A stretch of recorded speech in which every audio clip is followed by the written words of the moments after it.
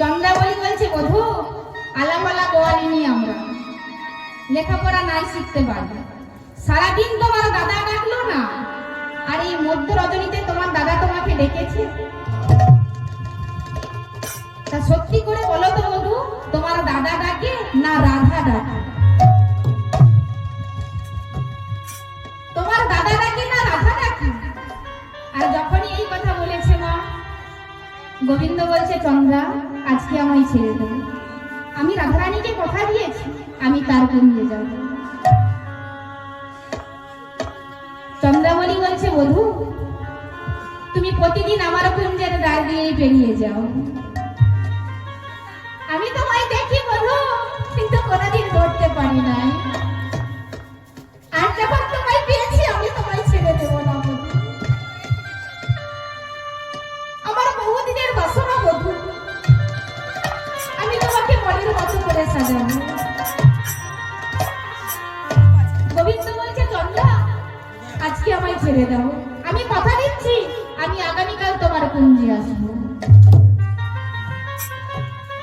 চন্দ্রাবলী বলছে, বধূ তুমি রাধারানীকেও কথা দিয়েছিলে যখন বৃন্দাবন ছেড়ে চলে গিয়েছিলে, যে রায় আমি আজ যাচ্ছি, কাল ফিরে আসবো।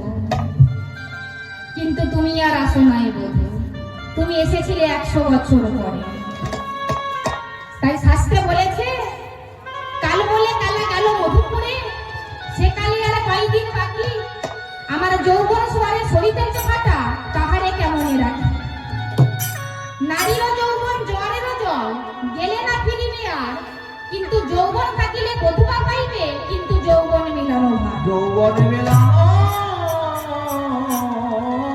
ভার। তাই বধূ তুমি রাধারানীকেও কথা দিয়েছিলে যখন বৃন্দাবন ছেড়ে চলে গিয়েছি, যে রাই আমি আজ যাচ্ছি, কাল আসবো। কিন্তু তুমি আর আসো না বধূ, তুমি এসেছিলে 100 বছর পরে। রাধারানী দশাটা কি হয়েছিল বাবা? রাধারানী পাগলিনী হয়ে গেল।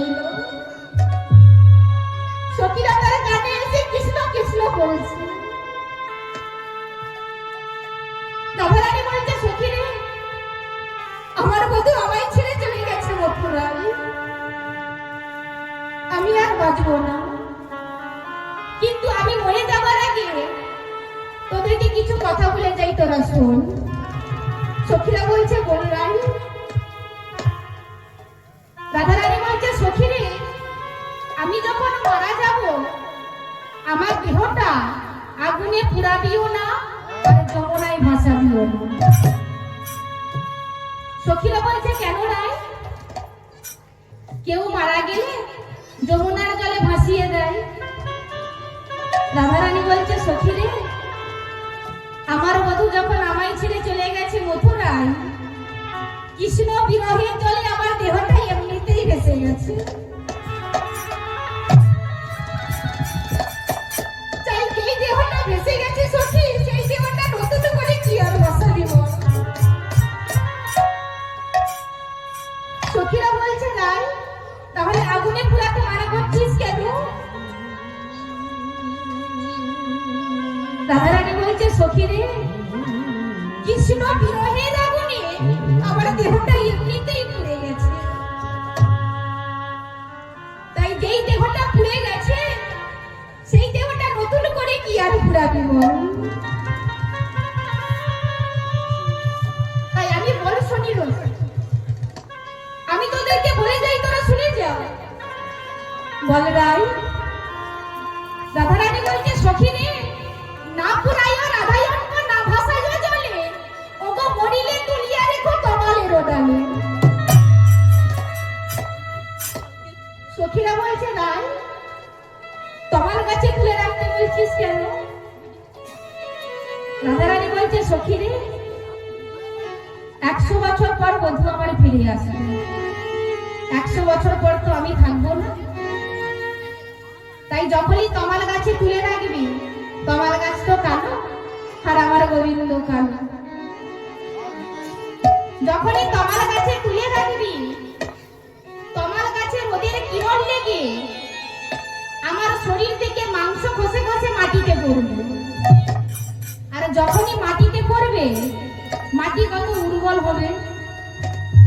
যখনই উর্বর হবে তখনও কচি কচি ঘাস জন্মাবে।